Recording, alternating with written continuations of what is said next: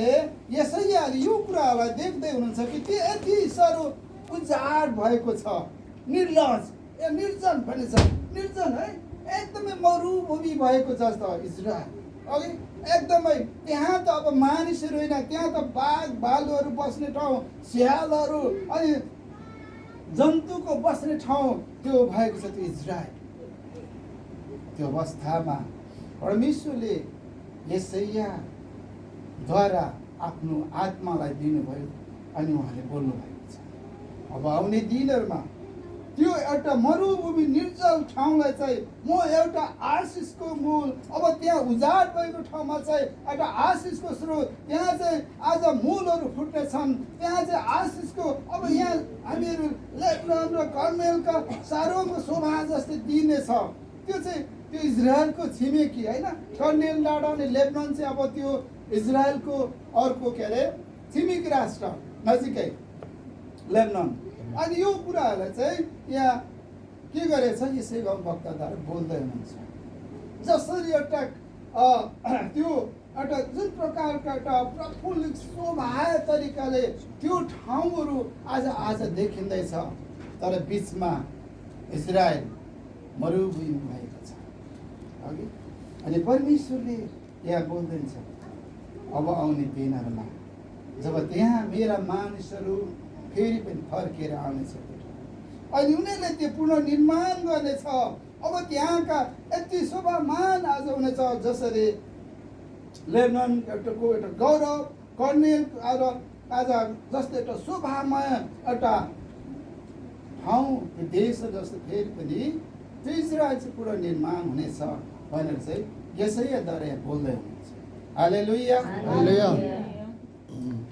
अनि हामी देख्छौँ जब यति साह्रो डरलाग्दो समयहरू, डरलाग्दो उजाड स्थानहरू अब भएको थियो, अब परमप्रभुले यहाँ के भन्दै हुनुहुन्छ भने अब त्यो समयमा है, त्यो समयमा जब इजरायलीहरू आफ्नो देशमा आफ्नो राज्यमा आउँदाखेरि साँच्चैले होइन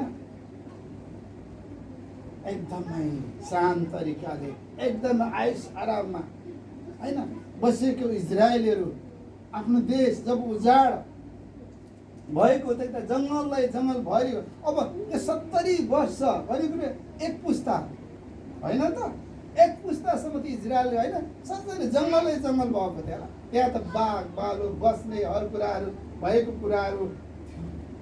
अब आफ्नो राज्य परमेश्वरले ल्याउनु भएको एउटा राज्यमा त्यो जब इजरायलहरू आउँदै गर्दाखेरि कति निराश हुन्थ्यो होला, हताश।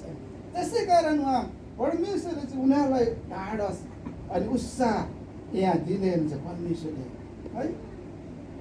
कमजोर हातहरू बलियो बनाऊ र दुर्बल घुँडाहरू धरा पार। कमजोर हातहरू अनि बलि बनाऊ, घुँडा त्यो होइन दुर्बल घुँडाहरू आज धरा बनाऊ। अनि यहाँ डरले हृदय भरिएकालाई भन साहस गर नडराऊ है। डरले परमेश्वरले इजरायलको हृदयमा जुन कुराहरू एउटा सुरुका कुराहरूलाई स्मरण गर्दै हुनुहुन्छ परमेश्वर है। जब बेबिलोनमा जब उनीहरूलाई लगिएको थियो है, उनीहरूले एउटा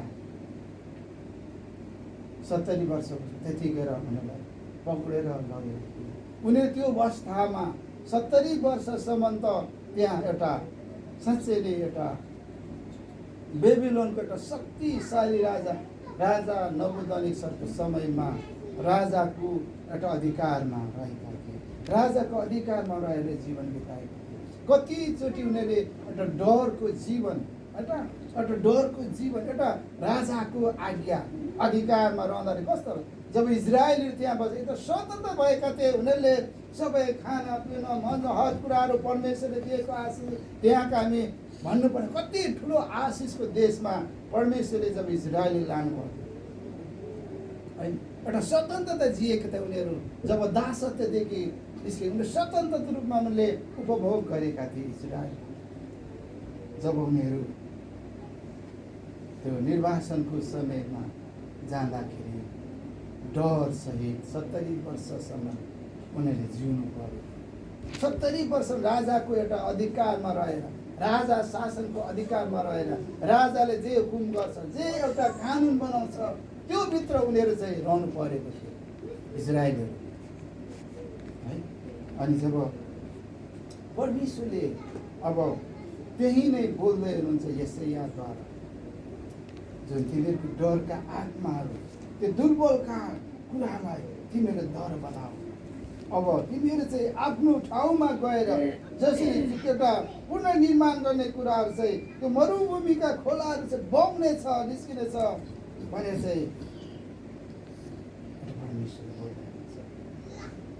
जब हामी हेर्दा चाहिँ तर त्यहाँ एउटा मूल बाटो हुनेछ, त्यो चाहिँ पवित्रताको बाटो बनिन्छ। कोही अशुद्ध जन त्यहाँबाट भएर जाने छैन, तर त्यस मार्गमा हिँड्ने चाहिँ निम्ति मात्र त्यो हुनेछ है। एउटा पवित्रता, एउटा आशिषको कुराहरू, एउटा परमेश्वरलाई आराधना गर्ने मानिसहरू मात्र त्यहाँ हुनेछन् इजरायलमा। हालेलुया। परमेश्वरले इजरायललाई यो कुराहरू आज भन्दै हुनुहुन्छ। अनि आज त्यहाँ हामी हेर्दै गयो, यो कुरालाई हेर्दै हुन्छ, त्यहाँ तल हेर्दै भने त्यो ठाउँ चाहिँ साँच्चै एउटा निर्लज, एउटा मरुभूमि, त्यो ठाउँ चाहिँ सिंहहरू बस्ने ठाउँ, हिंसक पशुहरू बस्ने ठाउँ भएको थियो। तर त्यहाँ चाहिँ उद्धार पाएकोहरू मात्र त्यहाँ हिँड्नेछ। उद्धार पाएका, परमेश्वरमा उद्धार पाएका मानिसहरू त्यहाँ बस्नेछन्। अब ती सबै कुराहरू आज हटेर जानेछ। परमेश्वरको आशिष आज उनीहरूको जीवनमा आउनेछ। अनि तल 10मा छ, अनि परमप्रभुले मोल तिरेर छुटकारा दिनुभएकाहरू फर्केर आउनेछ। हालेलुया। अब प्रभुले मोल तिरेका मानिसहरू त्यहाँ फर्केर आउनेछन्। अनि त्यो चाहिँ एउटा उनीहरूले सियोनमा गाउँदै बस्दैछ। सियोनमा गाउँदैछ, इजरायलमा उनीहरू आफ्नो स्वदेशमा एउटा गाउँदै हर्ष एकदम गीतहरू गाउँदै आनन्दको कुराहरू उनीहरू चाहिँ आफ्नो देशमा रमाहट गर्दै आनन्द प्राप्त गर्नेछन्। र उनीहरूको जीवनमा शोक र शुष्कता दूर हुनेछ। अब उनीहरूको जीवनमा कहिले पनि शोक, शुष्केरा, दुःखका कुराहरू, बिला के भन्नु त चिन्ताका कुराहरू होइन उनीहरूको जीवनमा हुनेछ छैन। अब परमेश्वरले उनीहरूको जीवनमा आशिष दिनुहुनेछ। प्रभुले जुन कुराहरू इजरायलको जीवनमा प्रतिज्ञा गर्नुभयो नि उनीहरू, त्यही कुराहरू परमेश्वरले इजरायलको जीवनमा त्यस पछाडि पुनः निर्माण पछि परमेश्वरले उठाउनुभएको छ। हालेलुया। इजरायलको जीवनमा त्यो आशिषका कुरालाई हामी थाहा गर्छौँ। इजरायलले सानो देश हो, सानो छ, तर संसारको शक्तिशाली राष्ट्रको रूपमा आज परमेश्वर त्यसलाई पुनर्निर्माण, यति शक्तिशाली ज्ञान र बुद्धि, स्वर्ग ज्ञानले उनीहरूलाई भन्नुभयो इजरायलले।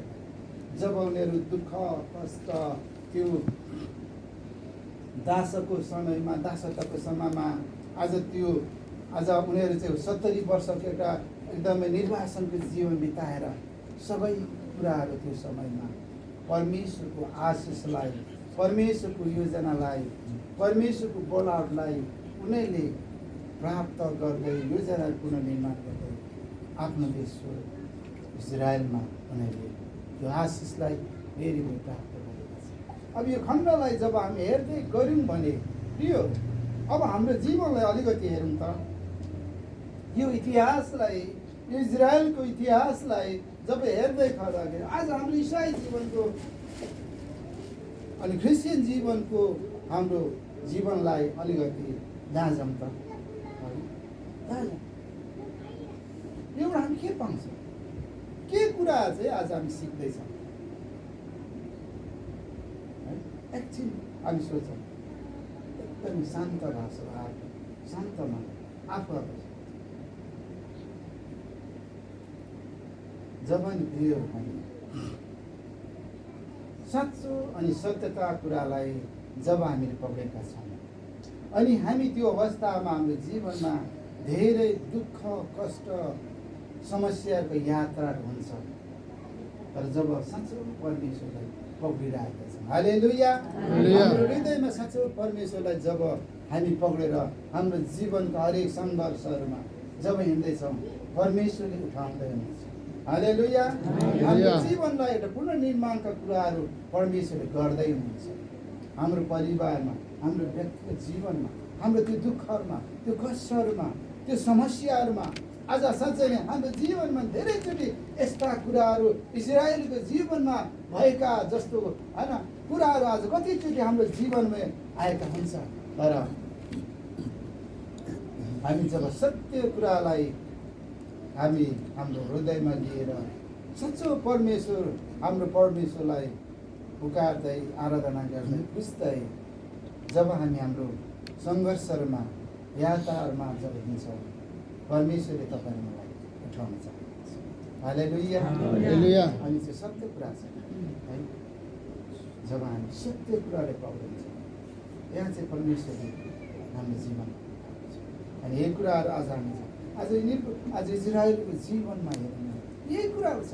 जब परमेश्वरले आज उठाउनु भयो, आज संसारको एउटा शक्तिशाली संसारको एउटा शक्तिको रूपमा इजरायललाई पुनर्निर्माण गर्नुभयो। त्यहाँका मानिसहरू एउटा शक्ति संसारको एउटा बुद्धिजीवीको रूपमा एउटा शक्तिशाली एउटा एकदमै साइन्टिस्टहरूको एउटा उत्पादन परमेश्वरले त्यहाँबाट नयाँ नयाँ शक्तिहरू नयाँ नयाँ ज्ञान बुद्धि भएकाहरू अब इजरायलबाट परमेश्वरले तयार गर्नु त्यो कुराहरू संसारले देखिरहेको छ।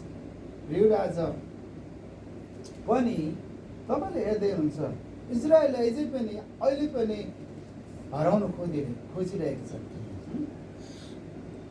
जहाँ चाहिँ अब आफ्नो शक्ति सङ्गठनहरू अझै पनि उनीहरू तपाईँले हेर्नुभएछ है, एउटा उनीहरूको एउटा विपरीतमा उभिएर ती राष्ट्रहरू इजरायललाई नष्ट गर्नलाई हराउनलाई एकदमै लागि परेका छन्। तर त्योभन्दा अगाडि परमेश्वरले त्यहाँको व्यक्तिहरू बिचमा बोल्नुहुन्छ। हालेलुया, त्यो इजरायलको विरुद्धमा जब योजना हुँदैछ परमेश्वरले अघि नै बोलिसक्नुहुन्छ। अस्ति तपाईँले केही लगभग 2 हप्ता अगाडि होला होइन, इजरायलले कतारमा जहाँ चाहिँ हमासका लिडरहरू जब उता इजरायल त्यहाँदेखि भागेर चाहिँ हमासका लिडरहरू है उग्रवादीहरू हमास व्यक्ति कतारमा बसेर त्यहाँ भित्रभित्रै चाहिँ त्यहाँको सङ्गठन ल्याएर बसिरहेको रहेछ है कतारमा। अनि त्यहाँ अब कति 5 जना ठुल्ठुलो व्यक्तिहरू हमासका ठुल्ठुलो व्यक्तिहरू त्यहाँ बसेर चाहिँ सञ्जालहरू गर्दै रहेछन्। अब उनीहरू सङ्गठन युरोप अब अरब देशले अनि इजरायलले दिउँसै लगभग बेलुकाको 5 बजी समयमा है उनीहरू भित्र बिल्डिङमा चाहिँ आफ्नो अफिसमा बसिरहेको बेला माथिबाट होइन बम झारेर होइन हिर्काएर नष्ट भयो। थाहै छैन अब दिउँसै अब इजरायललाई दिउँसै हानिराखेर गयो। अब त्यहाँको कतारी ठुलो व्यक्ति 1 जना अनि हमासको लिडर 5 जना त्यहाँ ठाउँको ठाउँमा हारेर गयो। अनि त्यस पछाडि अब हेरेको अनि अहिले सङ्गठनहरू भइरहेछ। तर इजरायल जब उनीहरू चाहिँ किन भन्दाखेरि इजरायललाई चाहिँ हराउन खोजिरहेका छन् ती व्यक्तिहरू है, इजरायल देशलाई चाहिँ हराउन खोजिरहेको छ। तर परमेश्वरको महान योजना छ। जब यहाँ हामी हेऱ्यौँ भने परमेश्वरको महान योजना चाहिँ इजरायलमा छ।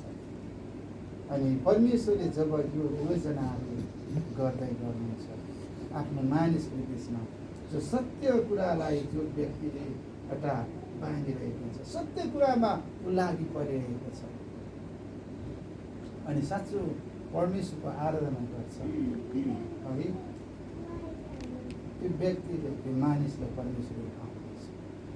अनि जब यहाँ मेरो यसै अवलम्बनद्वारा परमेश्वरले इजरायललाई भनेको छ, हताश नहो, निराश नहो, तिमीहरू आफ्नो ठाउँमा आउँदैछ, आफ्नो राज्यमा आउँदैछ। अब तिमीहरू फेरि पुनःको आशिषको स्रोत र आशिषको एउटा देश तिमीलाई बनाउँदैछ। हाम्रो आज हामी यही कुरा हाम्रो जीवनमा एउटा धेरै हाम्रो जीवन धेरै प्रकारका सङ्घर्षहरू छ होइन। आफ्नो आफ्नो व्यक्तिगत कथाहरू हुन्छ होइन। धेरैको आफ्नो आफ्नो तपाईँहरूको अरू मेरो आफ्नै कथा छ, तपाईँहरूको आफ्नै आफ्नै कथाहरू छ, व्यथाहरू छ। तर साँच्चै परमेश्वरलाई जब लिएर उठेका छौँ, परमेश्वरले तपाईँलाई मलाई उठाउनुहुन्छ। हालेलुया, हालेलुया। परमेश्वरले तपाईँलाई मलाई उठाउनुहुन्छ आफ्नो आफ्नो ठाउँमा, आफ्नो आफ्नो ठाउँमा उहाँले हामीलाई बनाउनुहुन्छ। अनि परमेश्वरले जब साँचो कुरालाई पक्रिरहेका छौँ, सानो कुराद्वारा परमेश्वरले तपाईँलाई मलाई आशिष दिनुहुन्छ। हालेलुया, हालेलुया। सायद ठुलो महान छैन, तर सत्य साँचो रूपमा हामी उहाँको प्रेममा हामी रहिरहेका छौँ। उहाँले हामीलाई आशिष आशिषको बारेमा उहाँले मलाई बनाउनुहुन्छ।